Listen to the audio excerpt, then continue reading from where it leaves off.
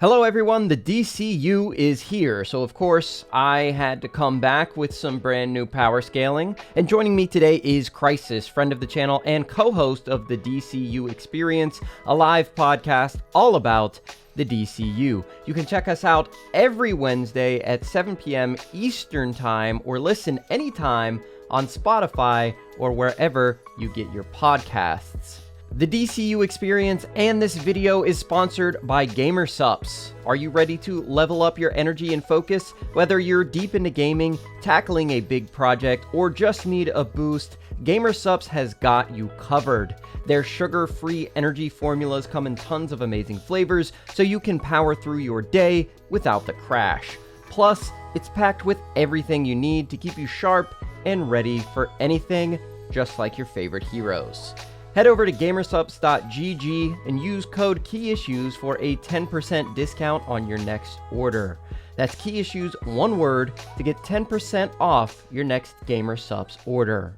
Now, Crisis, let's talk about the Creature Commandos. Usually with a new universe, feats will start small and then build over time. However, with the DCU, we are lucky to have a few projects that predate Creature Commandos that we can use as reference points, being the Suicide Squad, Peacemaker, and Blue Beetle. Recently, James Gunn said that only Creature Commandos is pure canon. Peacemaker is almost entirely consistent with that canon other than the Justice League, and that the Suicide Squad has a lot of consistencies but considers it an imperfect memory. Personally, I believe that the only real issue with the film being 100% canon in the new universe is Harley denouncing Joker and the film killing off Captain Boomerang, who I think will show up later. The rest, in my opinion, works perfectly well within the new DCU. I wouldn't be surprised if we got a Bloodsport reference in Justice League, him taking him out with a kryptonite bullet. So for the most part, I think it is fine to use those projects as reference points.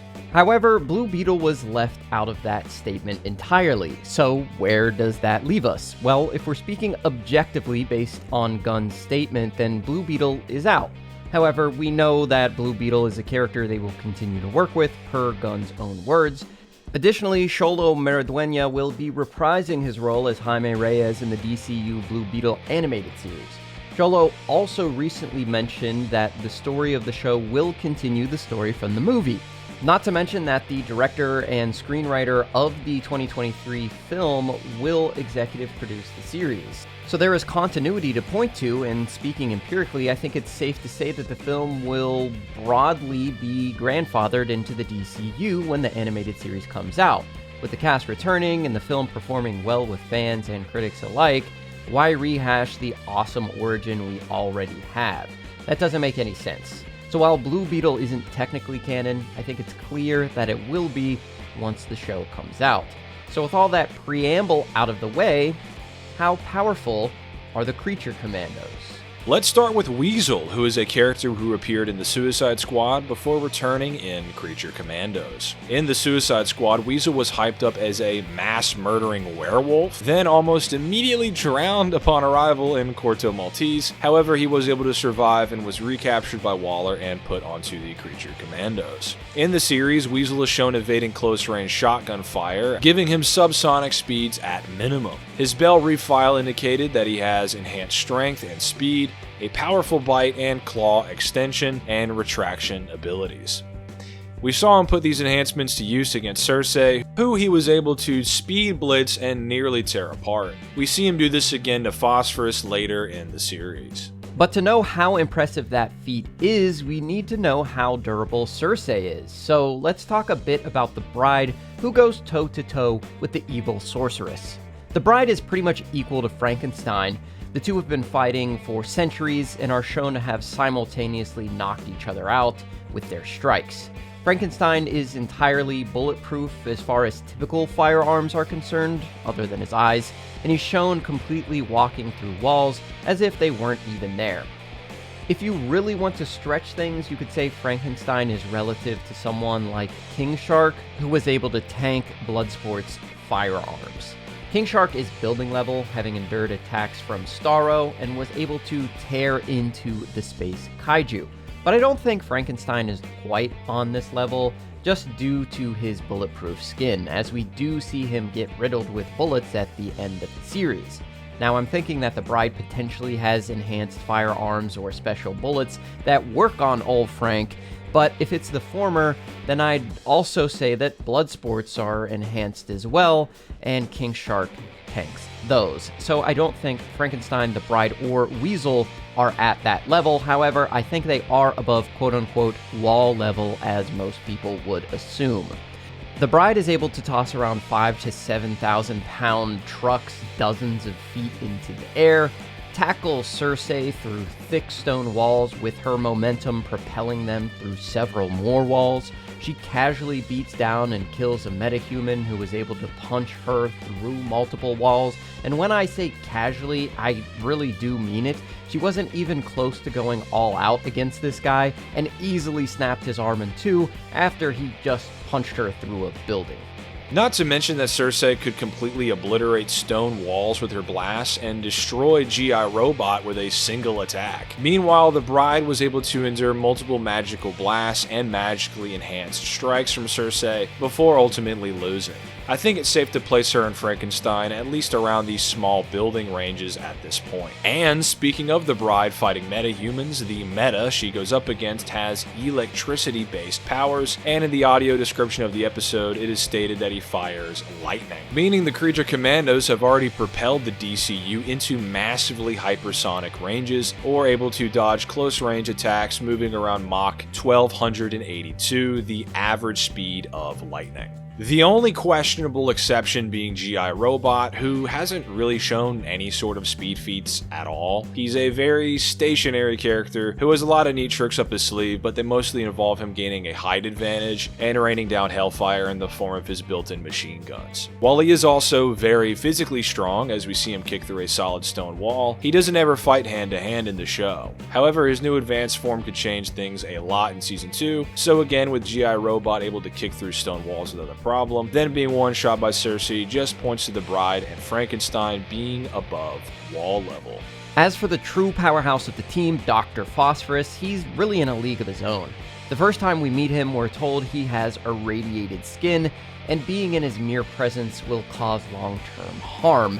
Even if you aren't in the same room as him, his radiation can still affect your organs. He has the ability to amp up his power levels or temper them if need be. He can read a book and wear clothes without burning them off. His radiation control is incredible, as he can amplify this power of a single body part like his hands without affecting the rest of his body, shown when he fights Flag and shoots out radiation blasts or burns Flag's bedroom without burning his own clothes off. But when he really lets loose, he's seemingly unstoppable. Phosphorus is shown to be able to react to tank shells being fired at close range and incinerate them before they reach him. He silently melts through the thick stone walls of the castle perimeter and crashes through solid stone in an instant. But of course, his best feat is when he really lets loose and amplifies his entire body's radiation output. In this state, he destroys a tank by melting right through it, a feat calculated at 4.388475 tons of TNT, making Phosphorus at least large building level, putting him above the likes of Starro, Peacemaker's Sonic Boom helmet, King Shark, and the rest of the Suicide Squad by default. He also has superhuman regeneration and possible immortality. While he does feel pain, he can create superheated radiation shields that prevent him from taking damage, but if he is caught off guard like he was against Weasel, or holding back his full power like he did with Flag, he can be hurt. Weasel was able to crack and chip away Phosphorus's bones, but at the end of the episode they're completely healed. When he fights Rick Flag Sr., his neck is snapped, but after just a quick adjustment, back in fighting form. Right now, we don't know the upper limits of Phosphorus's power, but what we do know is Batman took him down, so this video will conclude with the fact that Batman is at least large building level plus. Okay, not really, but that's pretty cool, right? Finally, I'd like to take a look at Rick Flag Sr. While he claims that his son was superior to him in every way, I think those were simply the kind words of a loving and still grieving father. In reality, Rick Flag Sr. has some sort of body enhancements, making him faster, stronger, and more durable than any base human. This was stated by Gunn on Threads. With these enhancements, he was able to get the better of Frankenstein and endured a back-breaking beatdown from Clayface. I wonder where Clayface has seen that move before. Rick Flag is highly skilled in CQC as well, able to mitigate the overwhelming advantage Dr. Phosphorus had over him with his skill, and ultimately comes out on top. Despite the fact that Phosphorus probably could have killed everyone in the castle if he really wanted to. Although he may know he couldn't survive the laser beams that the elite Pokolistan warriors are armed with, and decided to just throw hands with Flag himself. As you can see, the Creature Commandos are no joke. In our opinion, the team as it was assembled for the season could probably defeat the Suicide Squad with really no issues, but that's a video for another day.